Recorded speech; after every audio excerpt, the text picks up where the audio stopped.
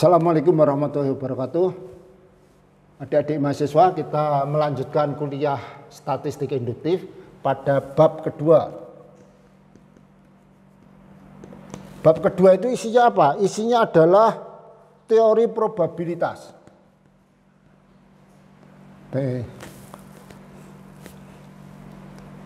Teori probabilitas.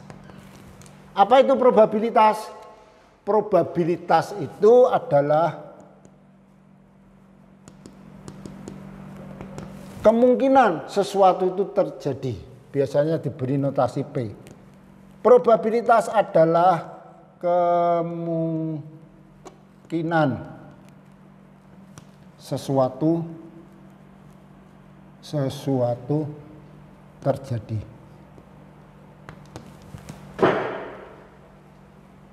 Kalau begitu ada kemungkinan gagal, ada.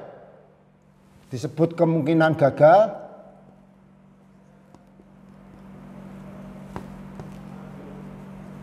Notasinya Q. Ini kemungkinan gagal. Q sama dengan 1 min P. Jadi kalau P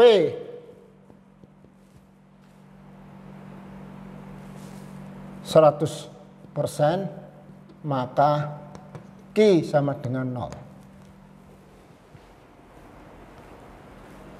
Besarnya probabilitas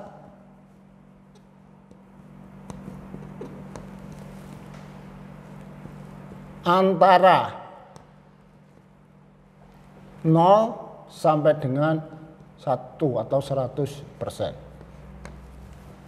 Jadi kalau P 80%, maka kemungkinan gagal 20%. Nah, kalau P 100%, sesuatu itu pasti terjadi. Kita datang kuliah pada hari ini berarti P-nya 100%. Maka kita gagal tidak masuk kuliah 0%. Ini adalah ekstrimnya begitu. Jadi yang disebut dengan probabilitas adalah kemungkinan sesuatu itu terjadi. Lantas bagaimana mengukur P? Kok tahu itu 10%, 20%, 100%? Bagaimana mengukur P?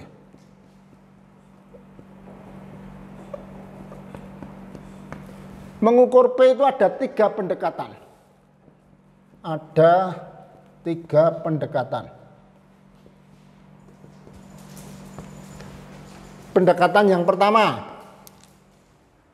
disebut pendekatan teoritik. Teoritik atau klasik.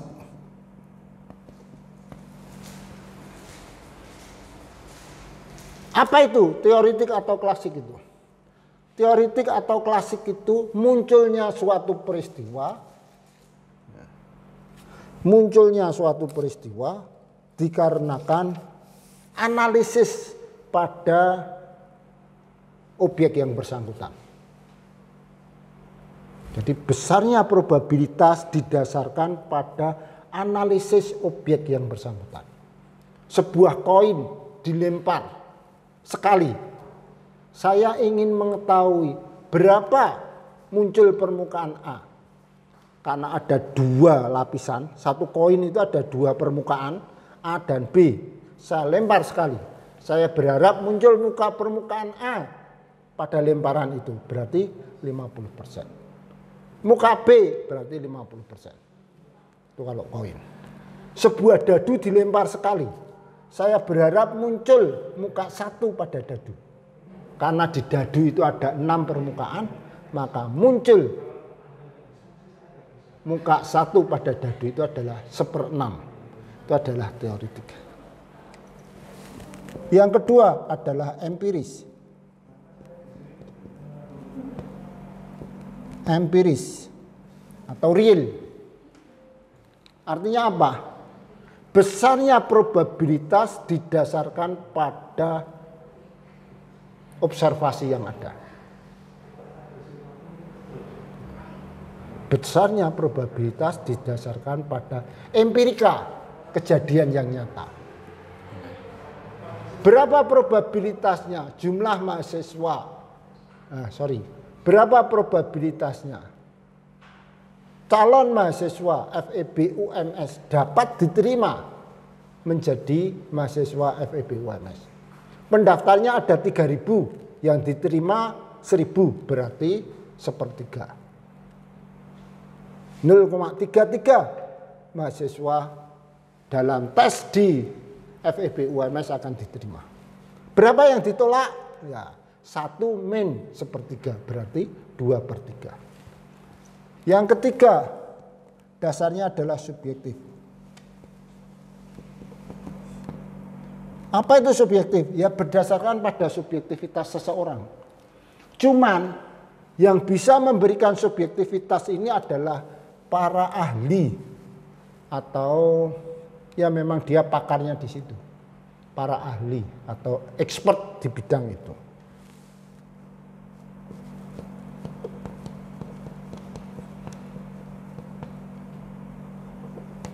Para expert di bidang itu. Jadi misalkan berapa probabilitasnya kalau kita investasi di saham X akan menghasilkan return. Orang yang ahli di bidang pasar modal, misalkan di bidang manajemen investasi, dia akan bisa mengira-ira. Oh, kalau saudara beli saham Astra misalkan, akan mendapatkan return sebesar sekian persen. Tapi kalau saya bukan ahlinya, ya saya nggak bisa.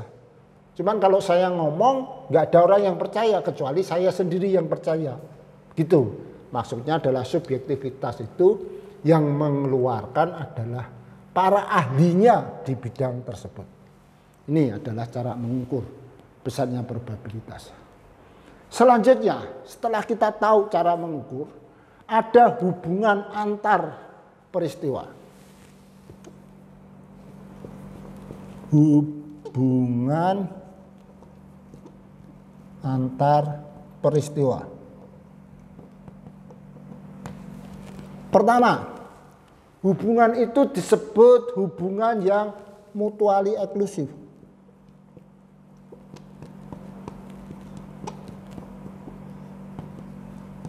Hubungan yang saling meniadakan. Munculnya suatu peristiwa pasti meniadakan peristiwa yang lain. Pada hubungan yang mutually eksklusif itu yang ditanyakan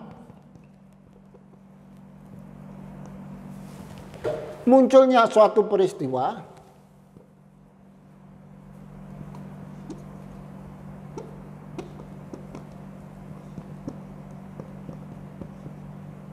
atau peristiwa lain.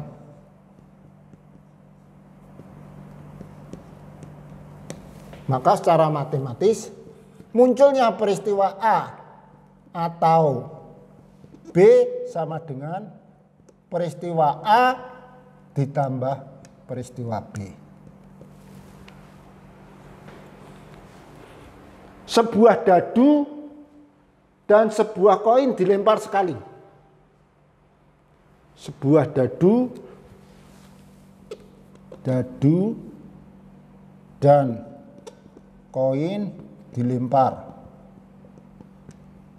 satu kali. Kita berharap muncul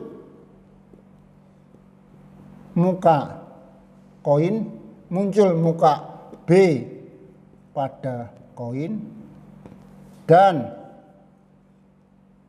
angka 3 pada dadu. Maka peristiwa A munculnya muka B pada koin sebesar 0,5. Ya, karena ada dua permukaan koin itu A dan B, kita berharap muncul B. Maka probabilitasnya adalah 1/5. Peristiwa B muncul muka 3 pada dadu adalah 1/6. Karena ada 6 permukaan, kita berharap muncul muka 1, muncul muka 3 pada dadu, maka 1/6. Maka berapa probabilitas muncul muka A? Artinya berapa probabilitas muncul muka B pada koin atau dadu pada angka 3. Maka 0,5 ditambah berapa? 1/6. Nah, ini setengah. Setengah ditambah 1/6. Maka ketemunya adalah sekian. Ini hubungan yang mutually eksklusif. Jadi kalau berapa probabilitasnya seorang mahasiswa diterima di prodi manajemen atau diterima di prodi studi pembangunan di FEB UMS. Jumlah pendaftar di prodi manajemen adalah 1.000, yang diterima 200. Berarti peristiwa A-nya diterima di prodi manajemen adalah 200 berarti 20%. Sedangkan di studi pembangunan pendaftarnya 500, yang diterima 100. Sehingga diterima di probabilitas diterima di manajemen atau di studi pembangunan adalah diterima di manajemen adalah 200/1000 ditambah diterima di studi pembangunan 100/500 sama dengan sekian. Dan seterusnya. Ini adalah hubungan yang mutually eksklusif. Yang kedua, hubungan yang independen. Hubungan yang independen itu bagaimana? Hubungan yang bebas.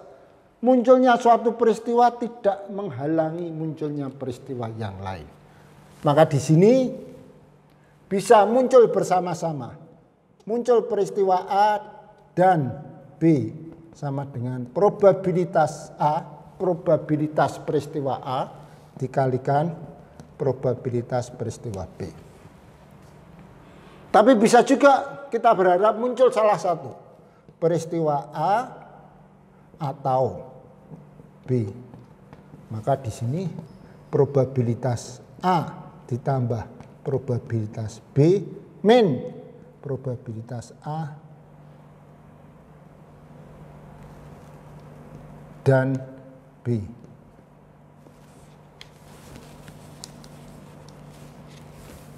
Min peristiwa A dan B. Jadi itu adalah independen. Independen itu misalkan saudara bisa diterima di Fakultas Ekonomi UMS, bisa juga di Fakultas Ekonomi UNS, bisa juga di Fakultas Ekonomi yang lain. Misalkan diterima di Fakultas Ekonomi UMS, UMS adalah 20%. Diterima di ekonomi UNS adalah 5%. Diterima di Fakultas Ekonomi UTP, ya misalkan 30%. Berapa probabilitasnya diterima di UMS atau UNS atau UTP? Maka 0,2 kali 0,05 kali 0,30 sama dengan sekian. Pak, kalau diterima di UNS saja berapa? Ya kemungkinannya hanya 5%. Di UMS 20%. Di UTP ya 30%. Kalau diterima di UNS atau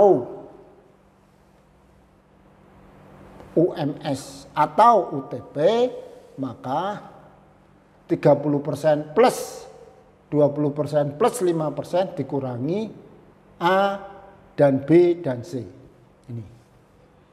Ini peristiwa yang independen. Selanjutnya adalah saya ulang bahwa peristiwa yang independen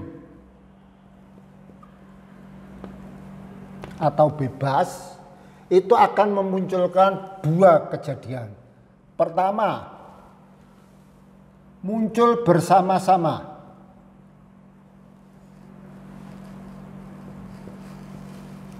Muncul bersama-sama.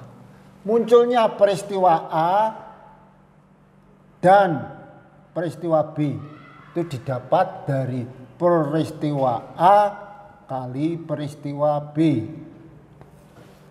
Tapi bisa juga kita berharap muncul salah satu. Maka peristiwa A atau B.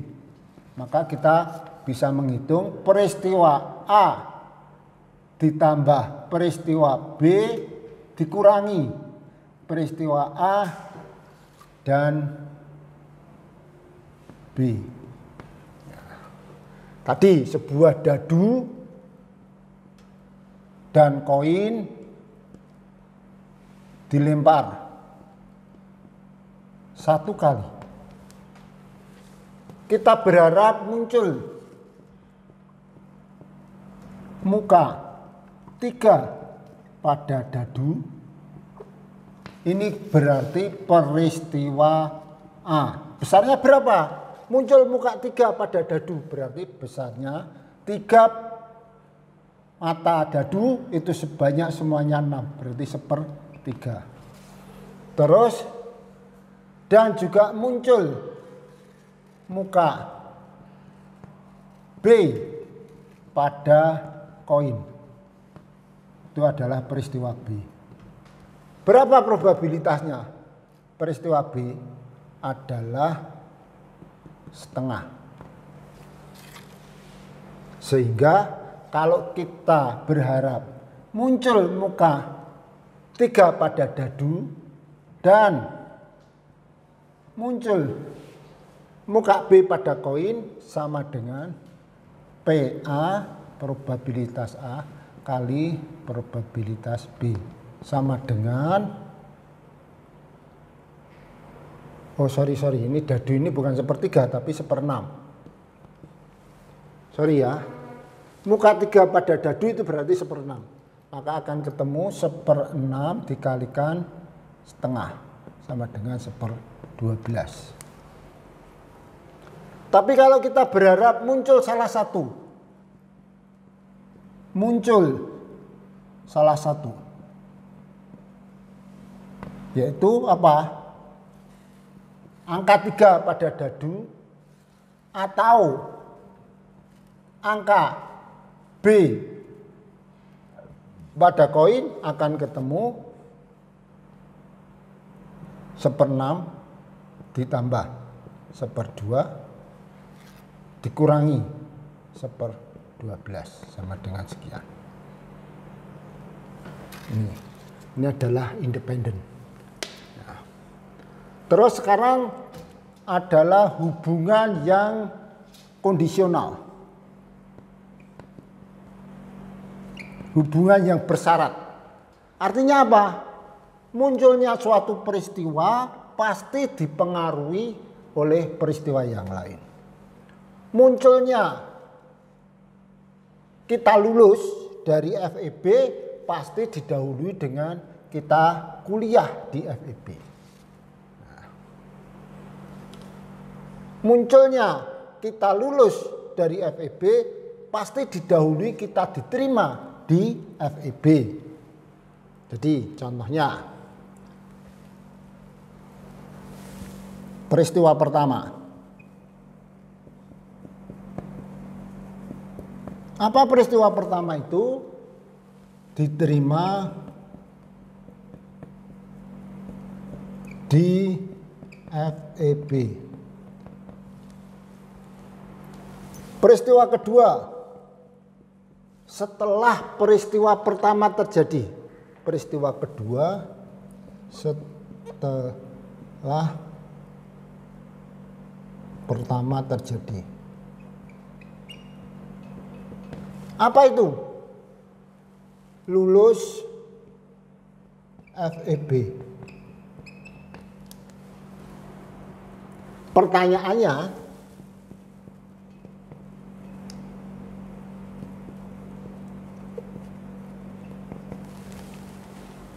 berapa probabilitasnya?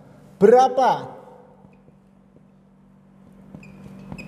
probabilitasnya peristiwa kedua sebelum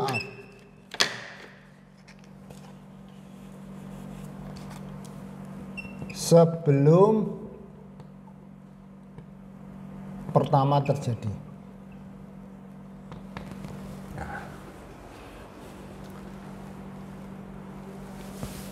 Ini modelnya menjadi peristiwa A itu peristiwa pertama.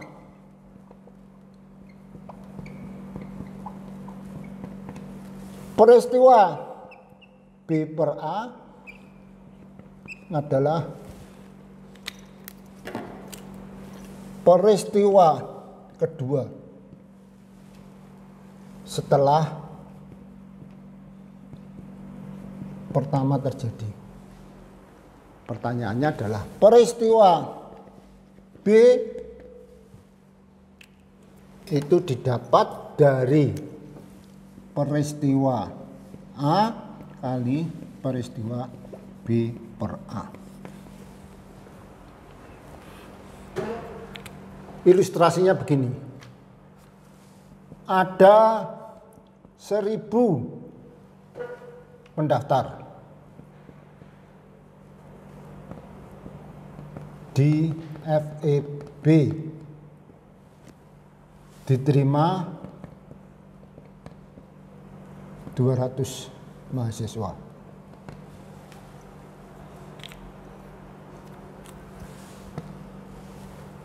Setelah kuliah,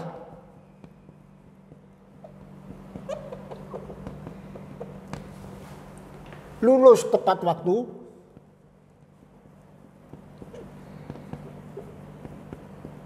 apa yang dimaksud lulus tepat waktu itu? 8 semester. Itu 30%. Pertanyaannya, berapa probabilitasnya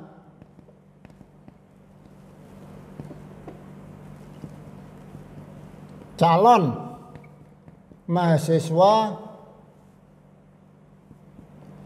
dapat lulus tepat waktu di FEB? Cara menghitungnya adalah peristiwa A, dia diterima di FEB, berarti 200 per 1000. Menurut data BAA, ini empiris. Kalau tadi yang ini, kalau ini adalah subjektif. Kalau tadi adalah empiris. Bahwa yang lulus tepat waktu, nah, berarti adalah 30%. Berarti berapa probabilitasnya mahasiswa itu, calon mahasiswa itu, maaf ya, berapa probabilitasnya calon mahasiswa itu lulus tepat waktu? Diterima dulu adalah 20%. Setelah kuliah dia dapat lulus tepat waktu 30%. Berarti kemungkinan calon mahasiswa itu lulus tepat waktu di FEB adalah 6%. 20% kali 30%, 6%. Itu adalah peristiwa yang independen. Peristiwa yang kondisional. Ada juga peristiwa yang lain, yaitu namanya peristiwa yang probabilitas majemuk. Probabilitas majemuk itu peristiwa yang kondisional, tapi alternatifnya tidak hanya satu. Contohnya demikian. Peristiwa yang lain disebut probabilitas majemuk. Compound probability atau probabilitas majemuk. Ini pada dasarnya adalah hubungan yang kondisional.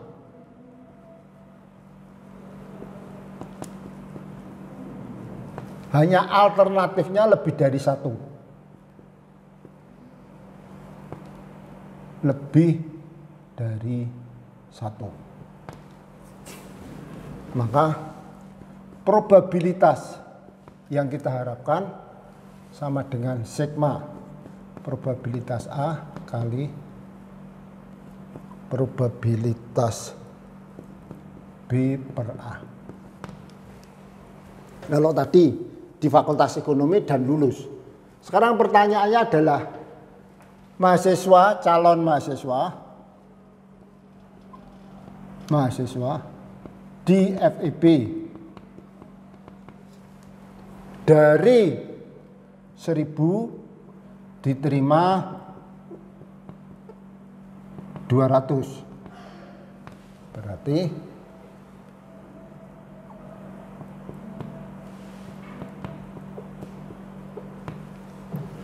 lulus tepat waktu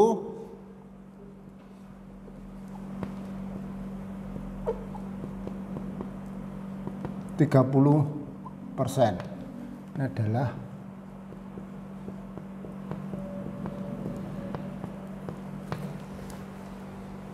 tapi selain dia daftar di ekonomi juga daftar di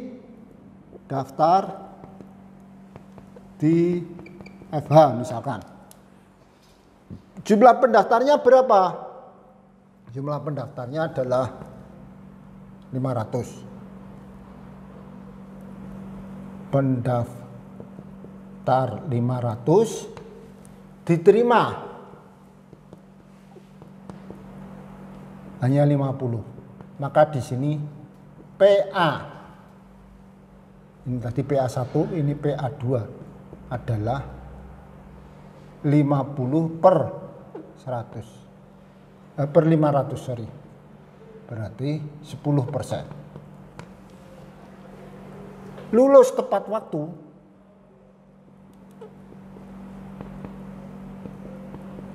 menurut data BAA, lulus tepat waktu adalah 35%. Sehingga pertanyaannya adalah, ini pertanyaannya,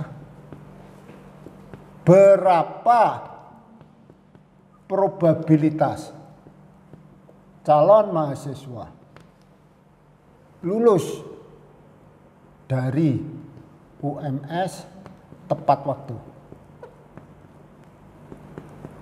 Jadi dia tidak ekonomi, juga tidak di Fakultas Hukum, tapi salah satu aja.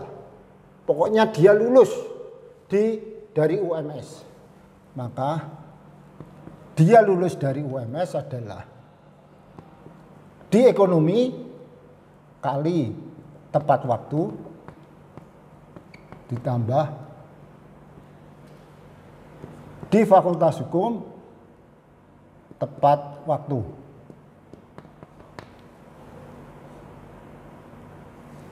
Maka ketemunya adalah sekian.